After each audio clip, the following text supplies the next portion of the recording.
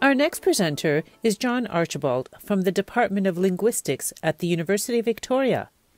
Internationally renowned in the field of bilingual phonology, John Alexander Archibald has been a pioneer in revealing the complex mental representations and computations which underlie second language. His research has also provided practical advice to educators, information for parents, and guidance to policymakers across the country. Today, I'm going to give a whirlwind overview of how I've studied the complex cognition which underlies the speech of bilinguals. The phenomenon that I study is foreign accent. Foreign accent is not a matter of muscles alone. It's all part of the mind. What is human language? Homo sapiens alone possess the complex cognitive representational system known as a grammar, which generates an infinite number of sentences. Other animals can communicate, but they lack this generative engine of creativity. I study phonology. Phonology describes and explains how patterns of sound influence meaning in language. Phonology is cognition, not just motor skills, and with cognition comes the investigation of problems of knowledge, a philosophical question, and we will look at 3 today.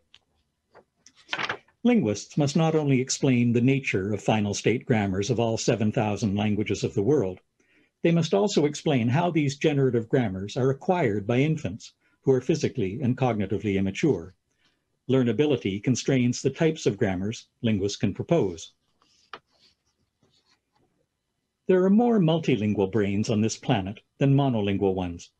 We need linguistic models to tell us what our learners are acquiring. What do you know when you know the phonology of French or Cree or Kurdish?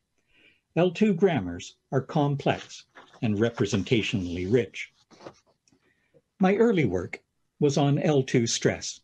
L2 learners transfer the components of parameters of stress assignment. For example, Hungarian has initial stress and this transfers, Victoria.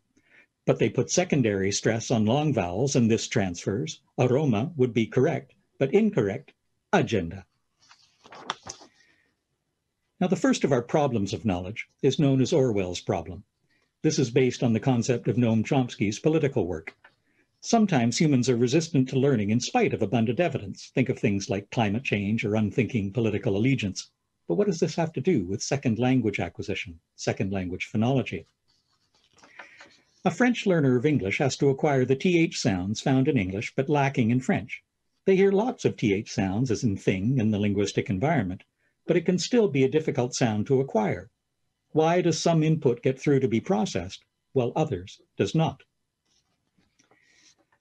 The notion of intake frequency shows that there are some sounds that are more robust in the environment, like a breathy voiced b or an ejective ka at the beginning of a word, which can be taken in easily, while other sounds like a l, r contrast at the beginning might be difficult because of the acoustic properties. The second problem of knowledge that I present, I label Escher's problem. M.C. Escher was a Dutch master of visual illusion. Note the path of the water in the trough. In L2 phonology, we deal with auditory illusions. Sometimes we actually hear things that aren't in the acoustic input. English snow begins with an SN sequence. Persian, which lacks this SN sequence, hear it as snow. But Brazilian Portuguese speakers, which also lack this sequence, hear it as e-snow. This results from abstract properties of their phonological grammars. The third and final problem of knowledge is known as Plato's problem. Sometimes we learn things which we can't hear in the acoustic signal. And there's lots of evidence that shows that L2 learners acquire abstract phonological representations, which implicates a universal genetic endowment.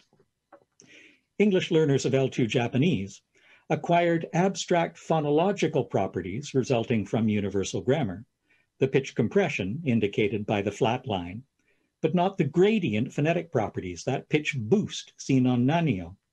They had complex grammars, but accents. L2 phonological representations are rich, hierarchical, recursive, and constrained by linguistic universals. The study of L2 phonology adds to our understanding of what it means to be bilingual. Like much of language, it is both gloriously mundane and exquisitely complex. Now, taking 6 minutes to summarize a research life focuses the mind and makes me remember that young guy who wrote a dissertation in 1991, alongside the guy in the administrative suit, that young man who listened to a Bruce Springsteen song so long ago, growing up indeed. Of course, one's body of work includes the contributions of many other scholars.